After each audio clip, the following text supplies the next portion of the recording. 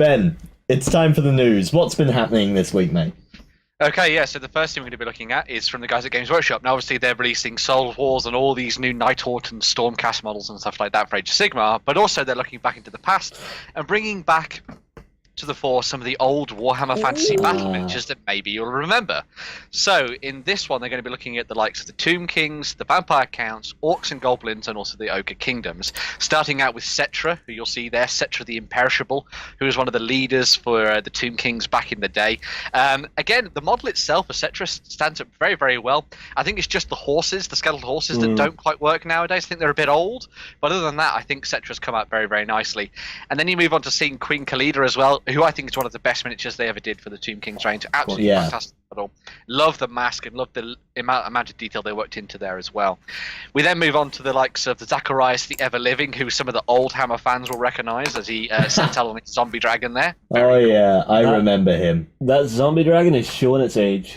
It definitely is. It's very much one of the old style sculpts where it's a big, huge, twisted style dragon that sort of stands up in one point effectively rather than being spread out like the new ones are. But yes, very cool. There's also Grom the Paunch, if you like your Orcs and Goblins. So once again, we've got a really cool looking old Hammer style model on the back there with those slightly dated wolves, but otherwise looking very, very cool. And then there's also Gorbad Ironclaw, who was the scourge, the terror of 7th and 8th edition Warhammer Fantasy. An absolutely fantastic model there, leaping forward upon his war boar. And then we finish things off with something that's a little bit of a favourite for the guys who love the Ogre Kingdoms. You've got Greasus Goldtooth there being pulled along by his cavalcade of Noblars as well, which I thought was a fantastic looking model and kind of looks back towards that dark comic feel that we all love about Warhammer Fantasy Battles. Now, of course, these are all part of the Made to Order series, so these are only going to be available for a very, very limited time. So if you want these, they're going to be going up this weekend, and they'll be going out for, I think it's about a week that they'll be on pre-order. So if you want to pick those up, you've got a chance to do it, and then they'll be gone back into the annals of history, and you'll have to go and wait and see what they come up with next for the Made to Order scheme as well. So yes, some very cool old school looking miniatures. If you like your Warhammer Fantasy Battles, got some excellent choices there to get stuck in with. And of course, maybe you could use them in Age of Sigmar as well. The aesthetics might not match quite as well, but yeah, I think they'd look pretty good. Especially something like Gorbad, for example. So, Gorbad, I think, would probably fit very easily into Age of Sigmar. Oh, yeah. With the Oryx. But maybe not so much Grom the Paunch. Maybe not. I don't know, you could get away with that. No, I don't think so.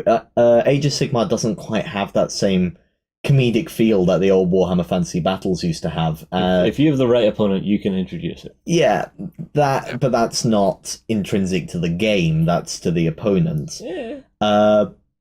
And sure, that's a fun thing, but I don't think he quite matched them on saying, I love the model. It's one of my favourites, and I'm really happy to see it make a return, albeit in this limited run. Yeah, I do like the way the wolves look on his actual chariot. I think they hold up pretty well. Bring it up there a second. Yeah, sure. Where are you, my little friend? There you are, my little friend.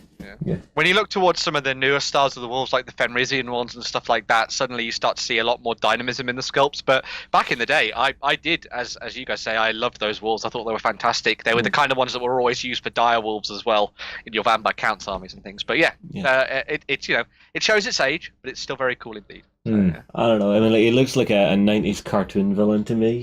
I can just imagine him going, "Damn it! The Stormcaster tunnels have foiled my plan once more." Yeah, pretty much. Now, for me, my personal favourite of that range has to be Greasus Goldtooth. That was an old favourite of mine. It's just such a different model to anything else Warhammer did at the time and has done since. Yeah. Okay, now I've stopped getting misty-eyed about all those. Do you feel old? You can get misty-eyed now. You've leveled up. I just miss Warhammer Fantasy Battles. Okay.